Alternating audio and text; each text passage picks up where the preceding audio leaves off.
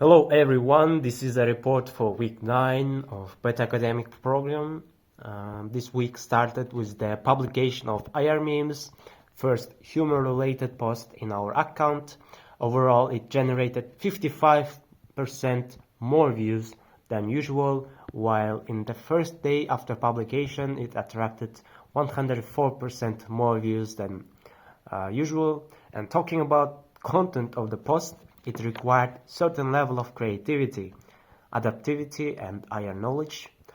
I can say that I faced certain regulations or censorship, and to be honest, I personally dislike the idea of censorship on platforms like Instagram, since I believe freedom of expression and open discussion is essential for creativity and quality of the product.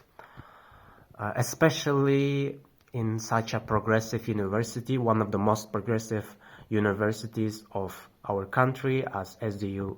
On the other hand, I also understand that this is an educational institution, and like any other educational institution, it requires a certain list of regulations that are necessary to maintain professionalism, respect, and positive environment for every person. So probably the best choice for me right now is to use the creative ways to express ideas, adapting into existing conditions. Another event related to our faculty was the IR Quest. It was an event that aimed to link IR students of different generations, different years with each other, boosting cooperation between them and forming a friendly environment. And I believe the goal is achieved. The event was successful. Unlike in the previous case, it was not my sole product. It was a result of a teamwork of all Beta career students. My function was to write the questions. Mainly, I focused on the questions since I believe I'm qualified in that sphere, and questions were related to the topics of IR, geography, and history. And probably the hard part was that the question should be hard enough to keep the quality of the event higher. It shouldn't be easy for students, and they shouldn't answer it like immediately. It shouldn't be that easy. And on the other hand, it shouldn't be hard too, because the event had time limits of 90 minutes. The goal was to kind of balance the quality of the questions. Another task was to work with the volunteers. In general, I believe I enjoyed the process of being team leader, talking with volunteers and interacting with students. That was a good experience. On the other hand, the organization of only 2-hour-long event required multiple weeks of preparation.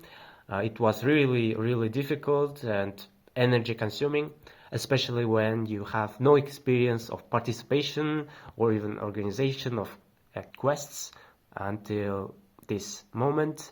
And I believe overall that the event was a valuable experience for all of us. We are learning while doing all these tasks. Talking about seminars, this week was easier for both students and teachers' side. After 5 weeks of endless debates, simulations, posters, we decided to make the task easier and less formal, thus giving them a break. It was a week of class discussions and mini-group works aimed to explain particular subtopics of the Cold War, such as Warsaw Pact, the Eastern Bloc side, Marshall Plan, Truman Doctrine, about the Western side, and conflict resolution, in general peacekeeping sides, and so on. I believe such kind of